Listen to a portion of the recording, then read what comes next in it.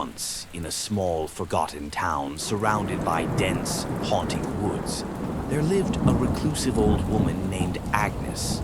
The townsfolk whispered that she was a witch, a bearer of dark secrets and powerful magic. Children would dare each other to throw stones at her dilapidated cottage, but they always ran away, terrified of what might emerge from the shadows. One autumn evening, a group of brave teenagers decided to test their courage. They made a pact to sneak into the woods, reach Agnes's cottage after dark, and retrieve her infamous spellbook, a rumored tome filled with enchantments and curses. Armed with flashlights and bravado, they ventured deeper into the forest, the trees looming like sentinels, their branches clawing at the night sky. As they approached the cottage, an eerie silence enveloped them. The door creaked open spontaneously, as if inviting them inside. The air was thick with the scent of damp earth and decay.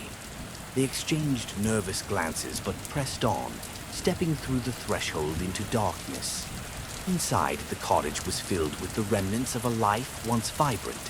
Faded photographs, dusty shelves of strange potions, and herbs hanging from the ceiling. In the corner, obscured by shadows, they spotted a large, leather-bound book on a rickety table.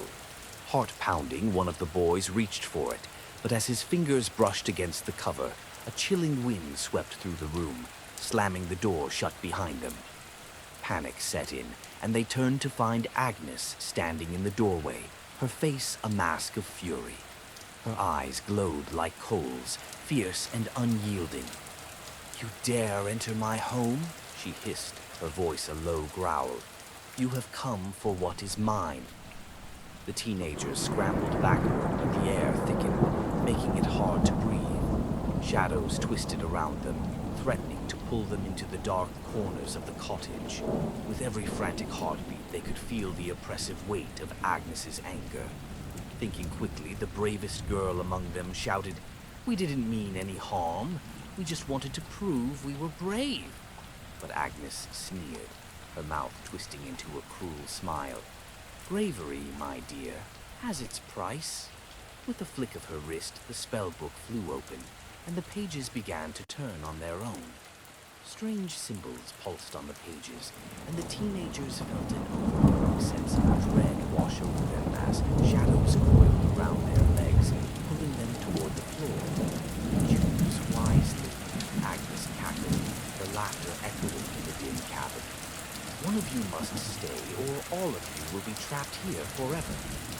In a moment of chaos and fear, they looked at each other, torn between saving themselves and the terror of leaving one behind. The shadows grew bolder, whispering promises of power and safety. As the darkness drew closer, desperation filled the room. Just then, the girl who had spoken bravely stepped forward. "I will stay," she declared, her voice trembling but firm. The others protested, but she held her ground, knowing that it was the only way to save their lives. Agnes's grin widened, revealing teeth like jagged stones. "So be it," she said, and with a swift motion the shadows receded. The remaining teens stumbled backward as a gust of wind blew through the cottage, and in an instant they found themselves outside, gasping for air. They turned to look back at the cottage, heartbroken and terrified. The door had swung closed, and all they could hear was Agnes's sinister laughter echoing through the woods. No matter how hard they tried, they could never return to save their friend. Weeks turned into months, and the town eventually forgot about the girl who had sacrificed herself for her friends.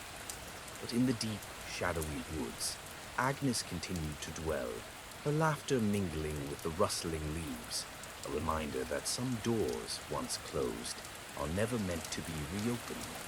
And in the darkest corners of the forest, the whispers of the lost echoed endlessly, waiting for the next brave souls to wander into the witch's embrace.